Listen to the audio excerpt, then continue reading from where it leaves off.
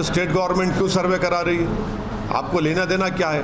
अब आप एक ऑर्डर जारी कर दीजिए ना कि अब आप मुसलमान मत रहिए, आप कुरान मत पढ़िए, नमाज मत पढ़िए, ऑर्डर जारी कर दीजिए। वही करना चाह रहे आप। ये सर्वे नहीं है बल्कि एक छोटा NRC है ये। एक चीज मदरसों को लेकर पूरे देश में और बार सवाल उठते रहे, वैसे में अगर कोई सरकार चीज़ों को रेगुलराइज कर रही है, क्यों रेगुलाइज करेंगे? क्या रेगुलाइज कर नहीं क्यों क्या रेगुलाइज करेंगे आप?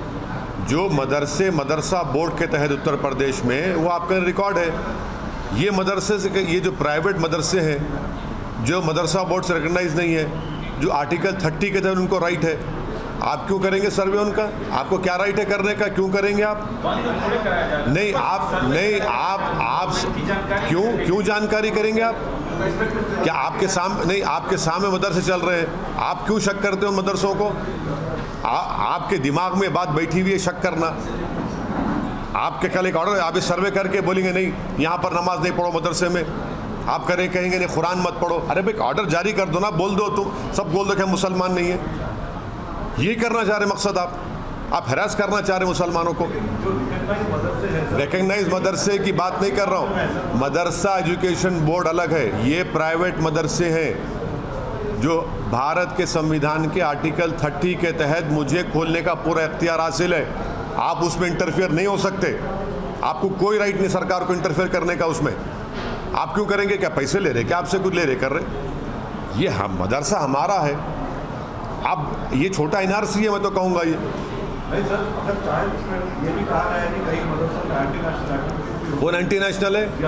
कहाँ एंटी नेशनल है? बताओ कहाँ एंटी नेशनल है? इतनी बेशर्मी से कह रहे हैं कि हम आज़ादी के 75 साल का अमृत उत्सव मना रहे हैं। जो यही मदरसों ने इस मुल्क को आज़ाद करवाया, आज आप उनको शक की निगाहों से देख रहे हैं।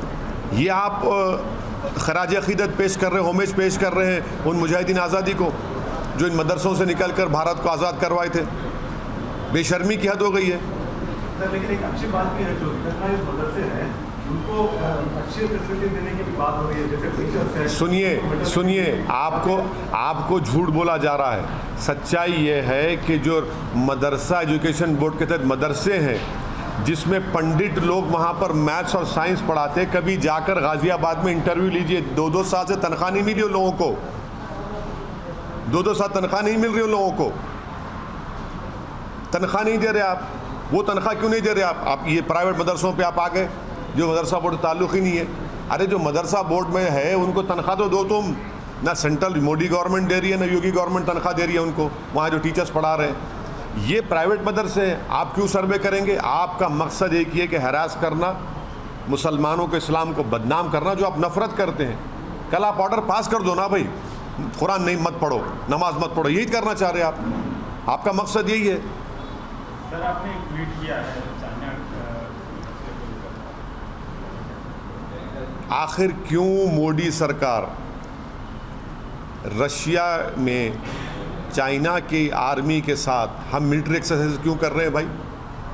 एक क्या तमाशा हो रहा है? लद्दाख में 1000 स्क्वायर किलोमीटर पर चीन की फ़ौज बैठी हुई है और फिर हमारे ग्रेजिंग राइट्स में उस 8 किलोमीटर या 10 किलोमीटर अंदर आ चुके हैं। हम अपने जानवर को ले जाकर वहाँ पर ग्रेजिंग नहीं कर सकते। 50,000 के करीब फ़ौज हमारी चीन की फ़ौज के ख़िलाफ़ खड़ी भी है। आप उनके साथ मिलकर मिलिट्री एक्सरसाइज कर रहे हैं और दूसरी तरफ फॉरेन मिनिस्टर बोलते हैं कि चीन से रिलेशनशिप नॉर्मल नहीं होंगे जब तक कि वो बॉर्डर का इशू हल नहीं करेंगे। हम क्या जवाब देंगे उन सिपाहियों को, फ़ौज को, जो हज़ारों फीट के ऊपर ठहर कर भारत की ज़मीन से चीन जो हमारी ज़मीन पर कब्ज़ा करके बैठा है उनसे आँख में आँख डाल रहे हैं? ये कौन सी देशभक्ति है? ये कौन सी फॉरेन पॉलिसी है कि चीन की फ़ौज के साथ आप मिलिट्री एक्सरसाइज करेंगे? क्या मजाक बना के रखा है मोदी सरकार ने हमारे देश की आर्मी का, हमारी देश की सुरक्षा का, हमारी टेरिटोरियल इंटीग्रिटी का, भारत की सॉवरेनिटी का।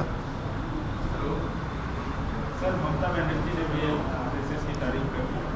हाँ, 2003 में उन्होंने उनको पेट्रियट कहा था और आरएसएस ने उनको दुर्गा कहा था। और जब चुनाव आ गए तो फिर शुरू हो गई सेकुलरिज्म। अब कह रही हैं कि आरएसएस में अच्छे लोग हैं। हम ममता बनर्जी को बोलना चाह रहे हैं कि कब तक आप भारत के और बंगाल के मुसलमानों की आंखों में धूल झोंकेंगी आप? आरएसएस का जो मेंबर होता है, जो सुबह में ओथ लेता है, वो ममता बनर्जी पढ़ के सुनाए। हाँ, ये अलग बात है कि जनियादारू एक हो रहे हैं तो हम कुछ नहीं कर सकते, मगर ये क्या बात है? आरएसएस को आप तारीफ कर रहे हैं और फिर मुसलमानों को बोलते हैं कि भाजपा को रोकना वोट दो। कि आरएसएस भाजपा में फ़र्क है कोई? ये अब जो टीएमसी में जो मुसलमान चेहरे हैं, जो टीएमसी में जो लोग हमको उंगलियां उठाते थे, अब बोलो क्या बोल रहे हैं उस बारे में? क्या विकल्प देंगे आप मोदी के बारे में? इसके पीछे क्या मतलब रहेगा सर? क्यों आप सोचते हैं कि ममता ने ऐसा बोला होगा आरएसएस के ऊपर? अब उनको पूछिए। आपने हमसे सवाल किया, उनके बयान पर हम बोल रहे हैं, वो खुद बताएंगी। पहले भी 2003 या 4 में भी उन्होंने आरएसएस को तारीफ की थी, आरएसएस की, वो भी रिकॉर्ड है। और आरएसएस ने उनको कहा था कि दुर्गा है ये। तो अचानक ये मोहब्बत पैदा हो गई, तो इसका मतलब है शुरू से मोहब्बत थी। या फिर ईडी का नहीं, शुरू से मोहब्बत थी, मगर हम लोग, हमारे आंखों पर पर्दा पड़ा हुआ है ना सेकुलरिज्म का, हमारे आंखों पर सेकुलरिज्म का पर्दा पड़ा हुआ है। तो अब ये पर्दे हट रहे हैं, लोग देख रहे हैं अब। सर, एक समीकरण, नया समीकरण बनता हुआ दिखा। कल हमारे मुख्यमंत्री बिहार गए थे, पटना, बिहार के मुख्यमंत्री से मिले। इसको आप राजनीति विज्ञान के आप भी विद्यार्थी हैं और एक सांसद भी हैं, इसको कैसे देखते हैं? नहीं, इस बारे में तो जो दो मुख्यमंत्री बैठे थे वही बताएंगे। मैं ना मुख्यमंत्री हूँ ना संतरी हूँ, मैं एक पॉलिटिकल पार्टी का सिपाही हूँ और बैठ के सब देख रहा हूँ। कई मसलों पे आप हाँ, नहीं बोल रहा हूँ ना, नहीं, देखिए ये दोनों मुख्यमंत्री बता पाएंगे, हम क्यों बता पाएंगे उस बारे में? नहीं, सुनिए, हम तो बी टीम, सी टीम, हम मिले हुए हैं, हम भड़काऊ भाषण देते हैं, तो हमसे क्यों पूछ रहे आप? जो लोग जो बैठे हैं वो बताएंगे। बड़े बड़े लोग हैं, जिम्मेदार लोग हैं भाई, वो बहुत बड़े जिम्मेदार लोग हैं वो। नीतीश कुमार उठ गए, इसके ऊपर आप कैसा देखते हैं? हाँ, मुख्यमंत्री बात कर रहे थे, अपनी बात रख रहे थे, लेकिन नीतीश कुमार जैसे ही क्वेश्चन आया कि अगले प्रधानमंत्री कमीशन की तरफ से क्यों हो गए, एकदम से उठ गए। अब वो नीतीश कुमार साहब बता पाएंगे। We also have former UP Deputy Chief Minister Dinesh Sharma joining us. Sir, if I can get your quick reaction, we see there objecting to that crackdown on illegal madrasas that will be carried out in the state of UP. देखिए, ओवैसी जी का केवल एक ही काम रह गया है कि सरकार की सकारात्मक जो पहल है उसका विरोध करना। जब वो वर्ग विशेष को लेकर पॉलिटिक्स करके और एक वर्ग, एक संप्रदाय का वो नेता बनने का ख्वाब देख रहे हैं, और उनको ये पता होना चाहिए कि ये पारदर्शी सरकार है उत्तर प्रदेश की, और इसमें किसी के साथ कोई भेदभाव नहीं है।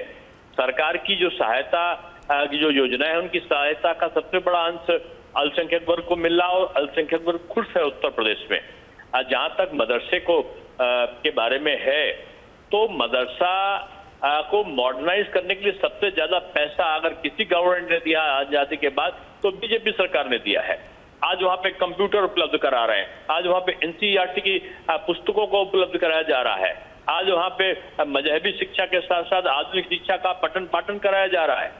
यानी सरकार की पूरी कोशिश ये है कि मदरसा से प्राप्त जो विद्यार्थी है उसका भविष्य उज्जवल हो।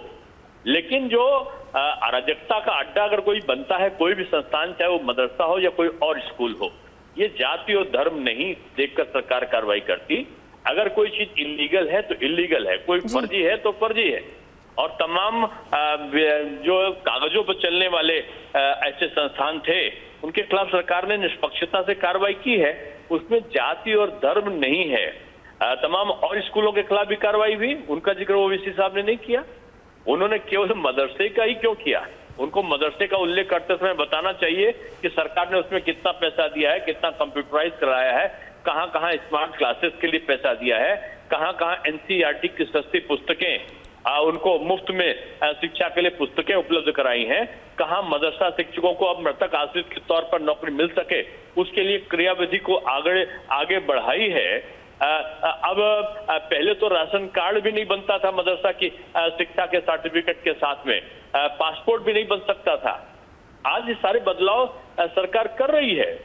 तो लेकिन जो राष्ट्रभक्ति के अंतर्गत है, जो एक प्रोग्रेसिव नेचर के अंतर्गत है, उन्हीं चीजों को सरकार स्वीकार कर रही है।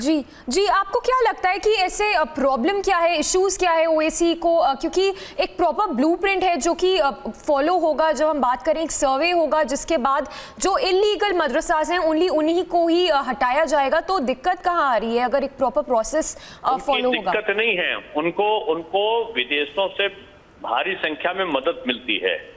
ऐसे भड़काऊ बयान देने के बाद कुछ ऐसे कट्टरपंथी तत्व हैं जो उनको मदद करते हैं। वो बजाय मुस्लिम समाज का उद्धार करने का, उनकी शिक्षा में सुधार, उनके स्वास्थ्य में सुधार, इनके जो प्रयत्न सरकार कर रही है उसकी प्रशंसा करने के बजाय वो केवल इसलिए आलोचना करते हैं जैसे उनके मसीहा बनकर वो सामने आ सकें और वोट की राजनीति करके बार्गेनिंग कर सकें। जी, मैं समझता हूँ कि ऐसे लोगों का अस्तित्व राजनीति में भी नहीं है और समाज में भी नहीं है। जी, दिनेश शर्मा जी, बहुत बहुत धन्यवाद हमसे बात करने के लिए। So the former UP deputy chief minister speaking to the public and calling